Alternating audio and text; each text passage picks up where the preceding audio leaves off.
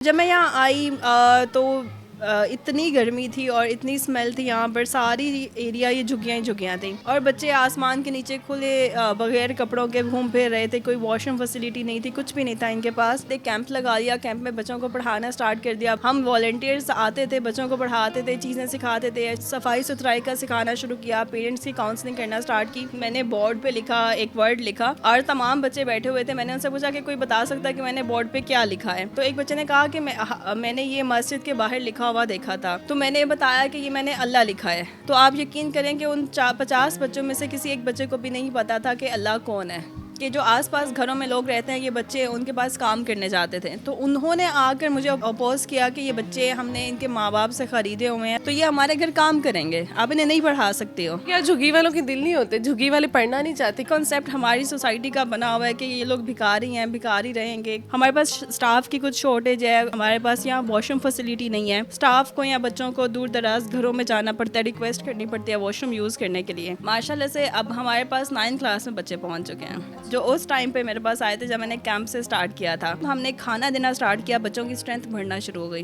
Daily खाना दिया जाता है बच्चों को, खाना स्पेशल किचन से बन के आता है। यहाँ NGOs आती हैं, हमारी पिक्चर्स बनाती हैं और चले जाते हैं। हमारे लिए कभी किसी ने कुछ नहीं किया है। तो इनके डाउट्स थे कि मैं कोई किसी इदारे की तरफ से शायद आई हूँ और मैं भी चली जाऊँगी। फ्री मेडिकल कैंप्स ऑर्गेनाइज करते हैं, किसी का कोई भी हेल्थ इशू होता है हमको डॉक्टर के पास लेके जाते हैं।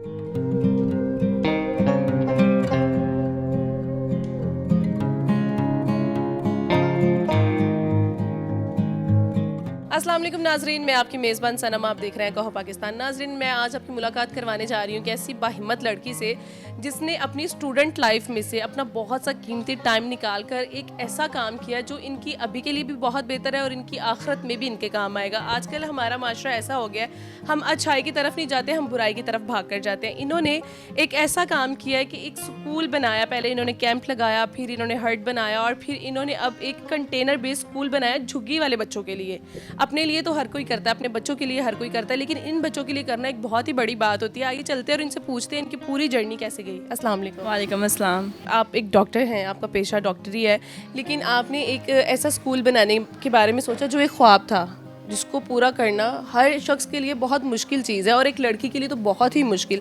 तो आपने ये चीज़ें बचपन से सोच रखी थी या जब आप डॉक्टर बन रही थी तब आपने ये सोचा? सोचा तो ऐसा कुछ नहीं हुआ था, हाँ, लेकिन दिल में हमदर्दी बहुत ज़्यादा होती थी। जब हम रावी के पास से गुजरते थे, देखते थे कि झुग्गियों में कुछ बच्चे रह रहे हैं, बग़ैर कपड़ों के घूम फिर रहे हैं, ये कैसे ज़िंदगी गुजारते हैं। तो जब यूनिवर्सिटी में एडमिशन हुआ, मैंने अपनी स्टडीज़ प्रोफेशनल स्टडीज़ स्टार्ट की, तो मैंने सोचा कि मुझे जाकर देखना चाहिए। तो मुझे याद है रमज़ान था, 47 डिग्री सेल्सियस था। मैंने फ्रेंड से कहा कि आओ चलते हैं, जाकर देखते हैं कि मतलब ज़िंदगी कैसे गुजारते हैं ये लोग। तो जब मैं यहाँ आई तो इतनी गर्मी थी और इतनी स्मेल थी यहाँ पर, सारी एरिया ये झुग्गियाँ ही झुग्गियाँ थी और बच्चे आसमान के नीचे खुले बगैर कपड़ों के घूम फिर रहे थे। कोई वॉशरूम फैसिलिटी नहीं थी, कुछ भी नहीं था इनके पास। तो कुछ दिन पहले शायद बारिश हुई थी, एक बच्ची थी, उसका घर गिर चुका था। तो मैंने उनसे कहा कि आपका घर गिर गया, अब आप क्या करोगे? तो उसने मुस्कुराते हुए कहा कि हम दोबारा से बना लेंगे। कितने साल पहले? ये 8 साल पहले की बात है, 2017 में मैंने ये स्टार्ट किया था। तो मुझे बहुत खुशी हुई कि सब कुछ भी नहीं है इसके पास, लेकिन कोई शिकवा कोई शिकायत नहीं है अल्लाह से। एक तो ये मोमेंट था और फिर इसी तरह से मैंने फिर क्या किया कि रमज़ान के बाद एक कैंप लगा दिया, कैंप में बच्चों को पढ़ाना स्टार्ट कर दिया। बच्चे रेगुलर आते रहे कैंप में, हम वॉलंटियर्स आते थे, बच्चों को पढ़ाते थे, चीज़ें सिखाते थे, सफाई सुथराई का सिखाना शुरू किया, पेरेंट्स की काउंसलिंग करना स्टार्ट की। तब आप खुद यूनिवर्सिटी में थी? हाँ, मैं यूनिवर्सिटी के बाद यहाँ पर आया करती थी बच्चों को पढ़ाने के लिए, अकेली आती थी, तो कुछ घंटे इन बच्चों के साथ स्पेंड करती थी। अच्छा लगता था टाइम स्पेंड करना। फिर एक इंसिडेंट ऐसा हुआ कि एक दिन मैंने बोर्ड पे लिखा, एक वर्ड लिखा और तमाम बच्चे बैठे हुए थे। मैंने उनसे पूछा कि कोई बता सकता है कि मैंने बोर्ड पे क्या लिखा है? तो सबने कहा कि हमें नहीं पता है, हालांकि बड़ी एज के बच्चे थे। तो एक बच्चे ने कहा कि मैंने ये मस्जिद के बाहर लिखा हुआ देखा था। तो मैंने बताया कि ये मैंने अल्लाह लिखा है। तो अल्लाह के बारे में मैंने कहा कि किसी ने कभी सुना है कि वो बता सकता है अल्लाह कौन है? तो आप यकीन करें कि उन 50 बच्चों में से किसी एक बच्चे को भी नहीं पता था कि अल्लाह कौन है। ये तो होता है ना कि हर बच्चा जो मुसलमान है उसको पता होनी चाहिए। मुसलमान होने के बावजूद उन्हें नहीं पता था, क्योंकि बताने वाला कौन है? पेरेंट्स का क्या है कि वो बस अपने काम शाम में लगे हुए हैं, बच्चों की कोई वो ज़िंदगी नहीं है, वो बस घूम फिर रहे हैं या कचरे में से खाना खा रहे हैं, ये चल रहा था। तो ये मोमेंट था जिसमें मैंने डिसाइड किया कि मुझे अब इनके लिए कुछ करना है, लाजमी करना है। कुछ भी हो जाए, कोई भी अपोजिशन हो, मैं इस पर गिव अप नहीं करूँगी। फिर ये सब आपने कैसे मैनेज किया? तब तो आप खुद भी पढ़ रही थी और एक जो लड़की है जो घर से निकली है पढ़ने के लिए, उसके लिए सब चीज़ें करना कितना डिफिकल्ट था? बहुत ज़्यादा मुश्किल था। इवन कि आप यकीन करें कि जो आसपास घरों में लोग रहते हैं, ये बच्चे उनके पास काम करने जाते थे, तो उन्होंने आकर मुझे अपोज किया कि ये बच्चे हमने इनके माँ बाप से ख़रीदे हुए हैं, साल साल के पैसे दिए हुए हैं 2-3 हज़ार, तो ये हमारे घर काम करेंगे, आप इन्हें नहीं पढ़ा सकते हो। तो हमने वो मसले फ़ेस करने पड़े। फिर आकर यहाँ पर तोड़ फोड़ कर देते थे हमारे कैंप में कि आप यहाँ से उठाओ, यहाँ पर आपने आके कैंप क्यों लगा लिया है। तो इस तरह के बहुत से मसाइल का सामना करना पड़ा, लेकिन अल्हम्दुलिल्लाह हम कंसिस्टेंट रहे। कैंप से स्टार्ट किया था, कैंप से हट में रहा 4 साल हमारा ये प्रोजेक्ट हट में चलता रहा। हट के बाद हम कंटेनर बेस्ड स्कूल में मौजूद हैं। यहाँ पर भी बहुत से मसाइल का सामना करना पड़ा। अक्सर लोग आ जाते हैं। अब ये हमारे साथ वाला जो घर है, जिनको लगता है ये स्कूल, तो वो आंटी क्या करती थी कि स्पेशल कचरा जमा करती थी कि जैसे ही मैं यहाँ से गुजरूंगी तो वो मेरे ऊपर कचरा फेंकेंगे। आपके ऊपर? हाँ जी। तो डेली उन्होंने मेरे ऊपर कचरा फेंकना होता था कि हम बस यहाँ से चले जाएं, हम इन बच्चों को पढ़ाना छोड़ें, ये सब छोड़ें। तो इस तरह के हमने चीज़ें फ़ेस की हैं। फिर मुझे बहुत सी धमकियाँ भी दी गई कि अगर आप स्कूल नहीं उठाओगे या हमें पैसे नहीं दोगे तो हम आपका स्कूल गिरा देंगे। इस तरह की चीज़ें फ़ेस की। तो आपने कोई भी कानूनी कार्रवाई नहीं की इस चीज़ के बारे में? देखिए, कानूनी कार्रवाई की अपनी तरफ से जितना कर सकते थे कि आगे से हमें यही समझाया जाता था कि आप बच्ची हो, आपको अपना ख्याल रखना चाहिए, आपके साथ मसले हो सकते हैं, तो इन मसलों में नहीं पड़ना चाहिए। तो एट द एंड हमारे पास यही चीज़ें होती हैं। तो बस ये है कि हम जैसे तैसे करके इसको कंटिन्यू रखा कि ये प्रोजेक्ट रुकना नहीं चाहिए, क्योंकि ये प्रोजेक्ट रुका तो ये जो बच्चा है हमारे पास, ये सारे बच्चे वापस रोड पे चले जाएंगे।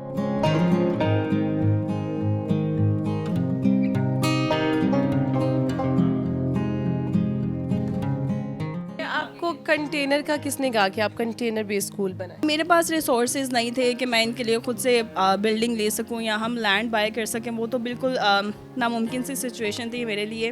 फिर मैंने सोचा कि अगर ये नहीं कर सकती तो एटलीस्ट ये हो सकता है कि इन बच्चों को मैं एडमिशन करवा दूं गवर्नमेंट या प्राइवेट स्कूल्स में, और इनका सिलसिला चलता रहेगा।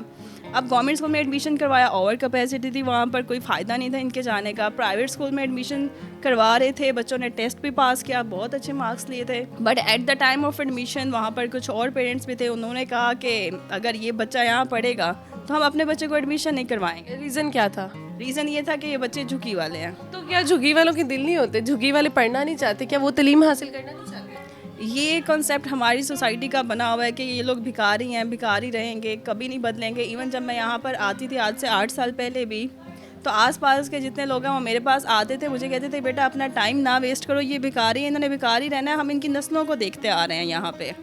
तो वो मुझे आकर समझाते थे कि अपना टाइम ना ज़ाया करो, ये कभी नहीं बदलेंगे।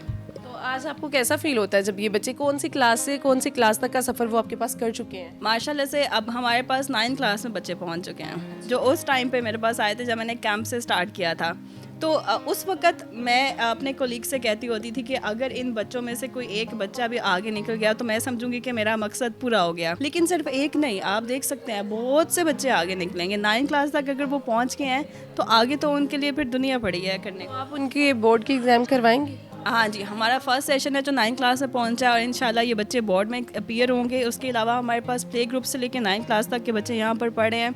हमारे पास स्टाफ की कुछ शॉर्टेज है, कुछ फाइनेंशियल क्राइसिस हैं जिसकी वजह से हम बच्चों को यूनिफॉर्म देना चाहते हैं, वो नहीं है हमारे पास देने के लिए। मैं चाहती हूँ लोग इसमें सपोर्ट करें। हमारे पास यहाँ वॉशरूम फैसिलिटी नहीं है, स्टाफ को या बच्चों को दूर दराज घरों में जाना पड़ता है, रिक्वेस्ट करनी पड़ती है वॉशरूम यूज़ करने के लिए। तो हमारे पास जगह है, हम यहाँ पे अपना वॉशरूम बना सकते हैं अगर हमें कोई सपोर्ट करे।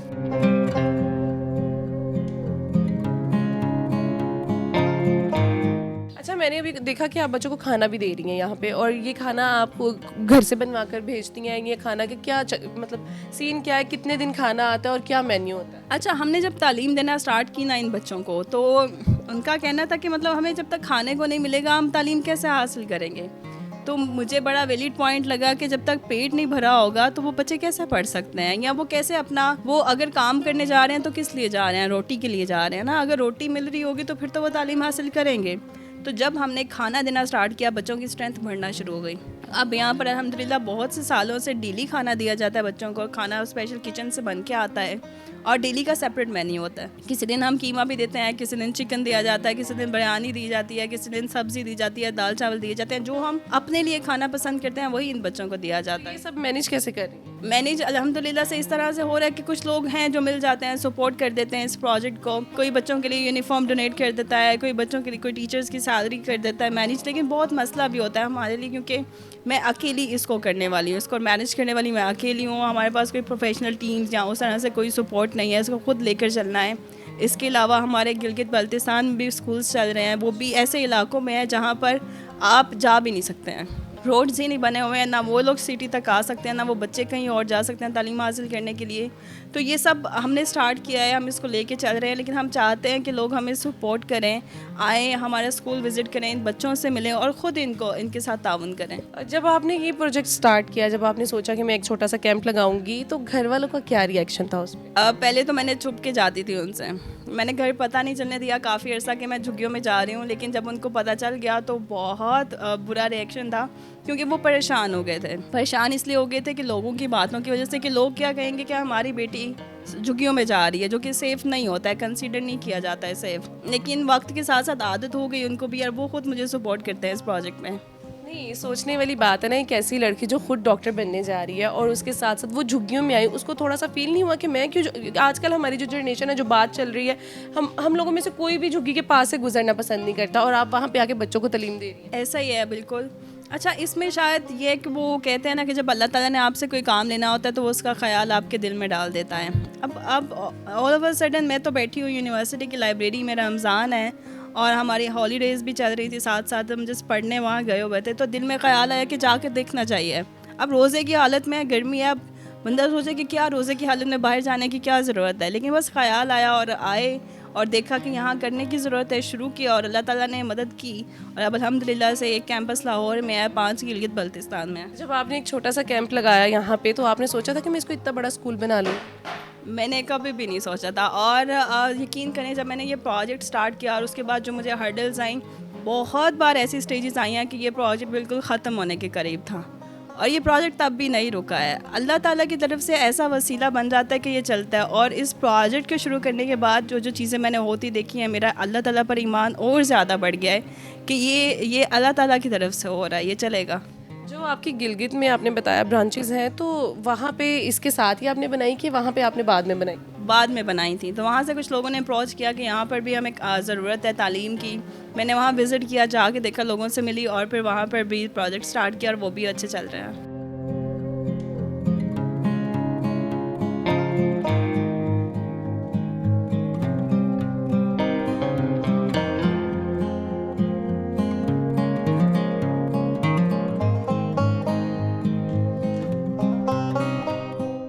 जब आप यहाँ पे झुग्गियों में आई थी, तो इनके बच्चों के माँ बाप का क्या रिएक्शन था कि ये लोग तो पढ़ाते नहीं हैं अपने बच्चों को, क्योंकि ये कहते हैं जी, हम लोग कहते हैं, ये नहीं कहते, हम लोग कहते हैं ये भिखारी हैं, इन्होंने मांगना ही मांगना है। तो उनकी तरफ से क्या रिएक्शन था अपने बच्चों को पढ़ाने वाली साइड? बहुत नेगेटिव रिएक्शन था जब इन्होंने हमें देखा। अब हम बजाते खुद स्टूडेंट्स थे जो आए थे यहाँ पर, तो इनको लग रहा था कि हम कोई NGO हैं, हम यहाँ आए हैं इनको यूज़ करने के लिए, हम यहाँ इनकी फ़ोटो शोटो बनाएंगे और उससे हम चंदा वगैरह जमा करेंगे और हम अपना सर्कल चलाएंगे। तो मुझे ये चीज़ समझ नहीं आई कि ये लोग क्यों इतना नेगेटिव रिएक्शन दे रहे हैं। जब मुझे पता चला, उन्होंने बताया कि यहाँ NGOs आती हैं, हमारी पिक्चर्स बनाती हैं और चले जाते हैं, हमारे लिए कभी किसी ने कुछ नहीं किया है। तो इनके डाउट्स थे कि मैं कोई किसी इदारे की तरफ से शायद आई हूँ और मैं भी चली जाऊँगी।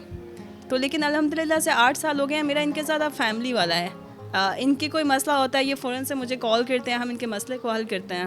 अच्छा, जैसे कि आपने मसले से बताया, आप एक डॉक्टर हैं, तो इनको अगर कोई मेडिकल का इशू होता है तो वो भी आप करवाती हैं सॉल्व? बिल्कुल। अच्छा, हुआ ये था कि ये लोग जाते थे गलत डॉक्टर्स के पास, फेक डॉक्टर्स के पास जाते थे, तो हमारे कुछ स्टूडेंट्स की डेथ हो गई थी। तो उसके बाद हमने डिसाइड किया कि हम इनको मेडिकल फैसिलिटीज़ खुद दिया करेंगे। यहाँ पर हम फ्री मेडिकल कैंप्स ऑर्गेनाइज़ करते हैं, किसी का कोई भी हेल्थ इशू होता है हमको डॉक्टर के पास लेके जाते हैं, साथ जाते हैं, उनका मेडिसिन का सब कुछ खुद करते हैं। अच्छा, मुझे बताएं, अब आप इसको एक बड़ा स्कूल बनाना चाहती हैं या आप कंटेनर बेस्ड स्कूल छोटे छोटे और बनाना चाहती हैं? हमारे पास यहाँ पर बच्चों की तादाद बहुत ज़्यादा है, तो हमें ज़रूरत है कि हम कहीं पर हमारे पास कोई बिल्डिंग हो जहाँ पर हम बच्चों को सेपरेट क्लासेस में बिठा सकें, उनकी एज के अकॉर्डिंग सेपरेट स्टाफ हो हर क्लास के लिए, ताकि ये तमाम बच्चे प्रॉपर एजुकेशन इन सबको मिल सके। बच्चा एडमिशन लेता है स्कूल में तो पेपर वर्क होता है उनका? सब कुछ होता है, इनका सारा डॉक्यूमेंटेशन की जाती है, फैमिली हिस्ट्री ली जाती है, कॉन्टैक्ट वगैरह सब कुछ लिया जाता है, बे फॉर्म CNIC हर चीज़ का हम रिकॉर्ड रखते हैं अपने पास। अच्छा, तो ये झुग्गियों वालों के सारे पेपर्स होते हैं? अच्छा, बहुत से ऐसे बच्चे थे